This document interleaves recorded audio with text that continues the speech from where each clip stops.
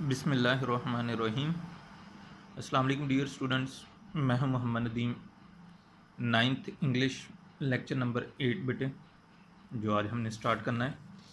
तो बेटे आपको याद होगा कल हमने जो था यूनिट नंबर हमारे पास 7 सुल्तान अहमद मस्जिद, इसकी बेटे हमने कल जो थी एक्सरसाइज शुरू की हुई थी। तो आज हम इसकी एक्सरसाइज को बेटे कंटिन्यू करते हैं।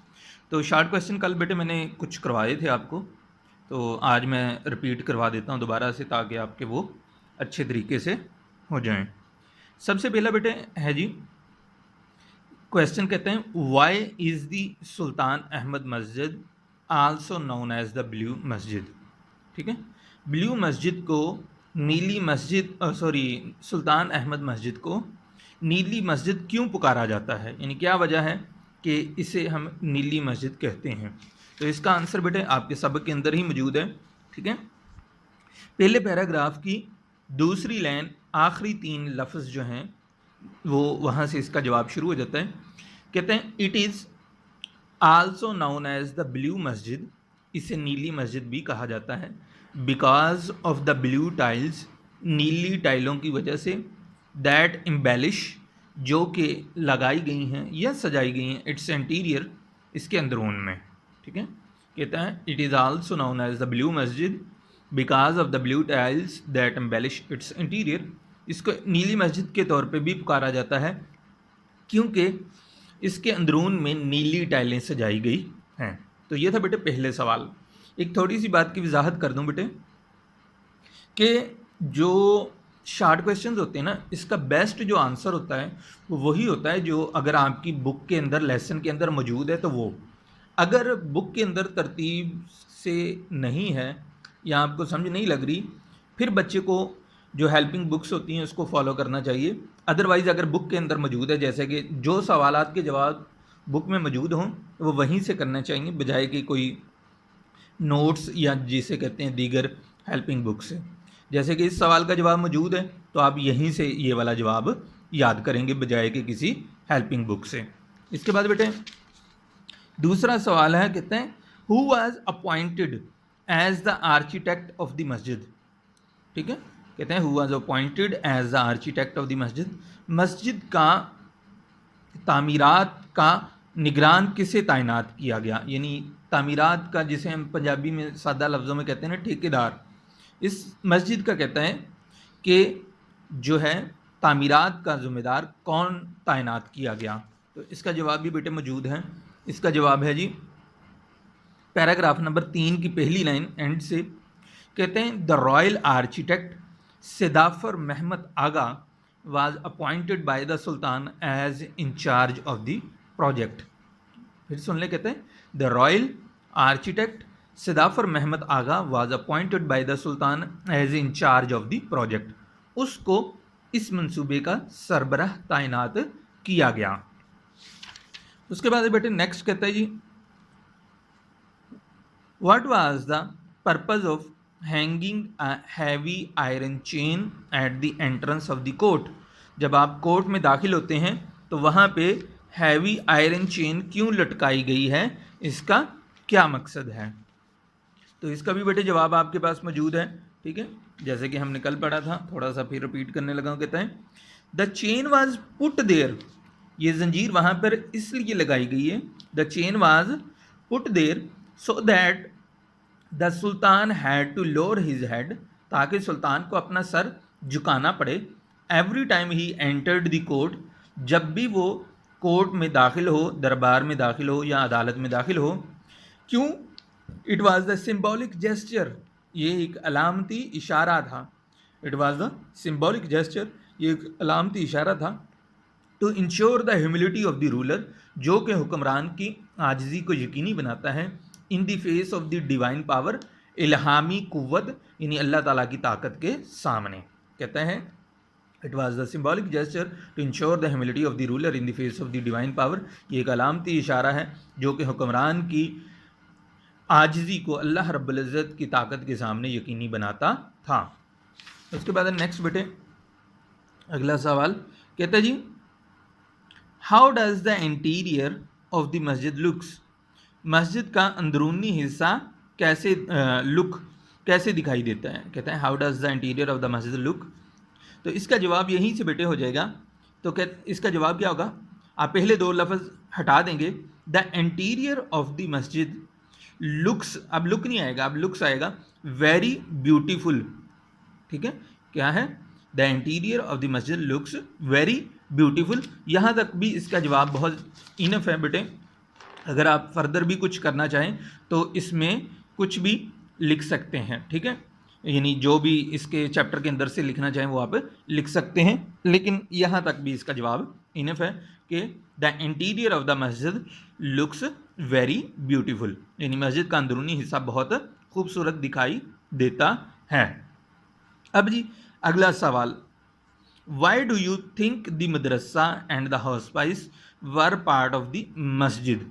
ठीक है, आप क्यों समझते हैं कि मदरसा और हाउसवाइफ यानी मुसाफिर खाना जो था वो मस्जिद का हिस्सा क्यों थे। इसका जवाब जो है बेटे आप ये वाला लिखेंगे, यहाँ पर जो एज वाज कस्टम वाला था ना, ठीक है, वो वाली इसमें लाइन लिखेंगे। कहते हैं एज वाज द कस्टम, ये पैराग्राफ नंबर 2 के अंदर, as was the custom this masjid like the other masajid of the time comprises a tomb of the founder वाली लाइन आप छोड़ देंगे बेटे, क्योंकि आपको ये जवाब में नहीं पूछी गई, तो आप ये वाली लाइन नहीं लिखेंगे। तो आप लिखेंगे as was the custom this masjid like the other masajid of the time comprises a madrasa and a hospice. अब इसके आगे यहाँ तक जो हाउसवाइफ के बाद आपने फुल स्टॉप लिखना है, इसके बाद आप लिखेंगे बेटे the Madrasa is for the students study. ठीक है, स्टूडेंट्स स्टडी यानी बच्चों की तालीम के लिए था, या education for the education of the student. The Madrasa is for the education of the student and housewife was for the travellers, and housewife was for the travellers. ये इसका जवाब आ जाएगा। फिर मैं रिपीट कर देता हूँ बेटे, आप इसको कैसे लिखेंगे, as was the custom this masjid like the other masajid of the time comprises a madrasa and a hospice. The madrasa was for the education of the students and the hospice for the travellers, and the hospice for the travellers. ये बेटे आपका हो गया ये वाला question. उसके बाद है जी अगला, हु कंस्ट्रक्टेड मस्जिद सूफिया। हु कंस्ट्रक्टेड मस्जिद सूफिया। तो इसका जवाब जो है बेटे ये है कि Justinian the great constructed Sophia, masjid Sophia as a church firstly in 532। क्या आएगा बेटे, Justinian the great in 532 built it as a church firstly, यानी सबसे पहले उसने इसको चर्च के तौर पे तामीर किया। Then the sultan of Ottoman empire turned it into a masjid. Then the sultan of Ottoman empire turned it into a masjid. ये था बेटे इसका जवाब आपका कि हु कंस्ट्रक्टेड मस्जिद सूफिया। मैंने बताया कि पहले आप लिखेंगे Justinian the great built it as a church in 532, then the sultan of Ottoman empire turned it into a masjid. ठीक है, यानी सुल्तान ने जब इसको बाद में मस्जिद में बदल दिया। इसके बाद बेटे जो है नेक्स्ट आपके जो कुछ पोर्शन था एक्सरसाइज का वो हमने कर लिया था। अब आ गया जी नेक्स्ट है फॉलोइंग वर्ड्स का यूजेज इनटू सेंटेंस। ये भी आपको पता है बेटे 5 नंबर के आते हैं आपके पेपर में। तो पहला वर्ड है बेटे इम्प्रेसिव। इम्प्रेसिव, ठीक है, इसका जुमला क्या बनेगा वो मैं बोल देता हूँ, आप लिख लीजिएगा बेटे। कहते हैं my father has a impressive personality. My father has an impressive personality. My father has an impressive personality. ठीक है, यानी शानदार या मुतासर कुन। ठीक है बेटे, उसके बाद है जी डेक्सटीरियसली। ठीक है, डेक्सटीरियसली, ठीक है, कुशादा तौर पर। ठीक है, इसका क्या होगा, द मस्जिद वाज डेकोरेटेड डेक्सटीरियसली। द मस्जिद वाज डेकोरेटेड डेक्सटीरियसली। द मस्जिद वाज डेकोरेटेड डेक्सटीरियसली। उसके बाद स्पेशियस। ठीक है, स्पेशियस वसी और रीज को कहते हैं। मस्जिद has a spacious forecourt. The masjid has a spacious forecourt.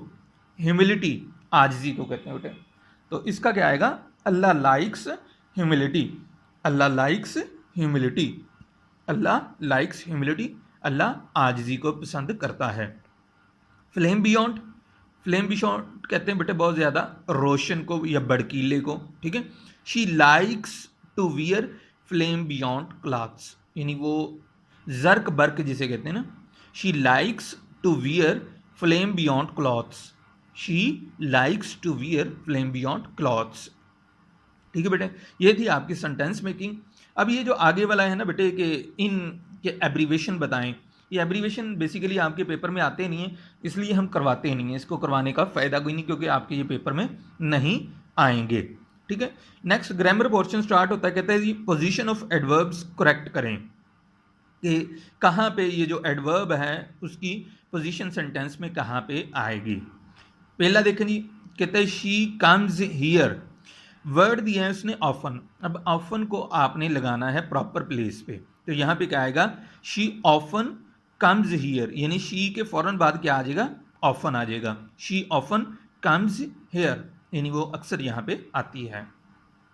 उसके बाद अगला he goes to Lahore, he goes to Lahore, sometimes जो है वो एडवर्ब है, इसे आपने एडजस्ट करना है, तो ये समटाइम्स जो है बिल्कुल शुरू में चले जाएगा, ही से भी पहले ये आप समटाइम्स लगाएंगे, तो जुमला क्या बन जाएगा, sometimes he goes to Lahore, sometimes he goes to Lahore, ठीक है बेटे जी। उसके बाद next, the teacher was late, the teacher was late, तो एडवर्ब क्या है, hardly ever, hardly ever word आपने लगाना है, तो इसमें जुमला क्या बन जाएगा, the teacher was hardly ever late, यानी वाज के बाद आप क्या लगाएंगे, हार्डली एवर, ठीक है। हार्डली एवर कहाँ पे लगाएंगे, वाज के बाद और लेट से पहले। उसके बाद we are tired by the end of the day, we are tired by the end of the day, usually को आपने लगाना है, तो यूजुअली आ जाएगा बेटे यहाँ पर वी आर के बाद, आर के बाद आपका आ जाएगा टायर्ड से पहले, और आर के बाद आपका क्या आ जाएगा, we are usually tired by the end of the day, we are usually tired by the end of the day. उसके बाद है जी I have posted a letter to them, I have posted a letter to them, ठीक है। Just को आपने use करना है, तो जस्ट कहाँ पे आ जाएगा बेटे आपका, I have just posted a letter to them, I have just posted a letter to them.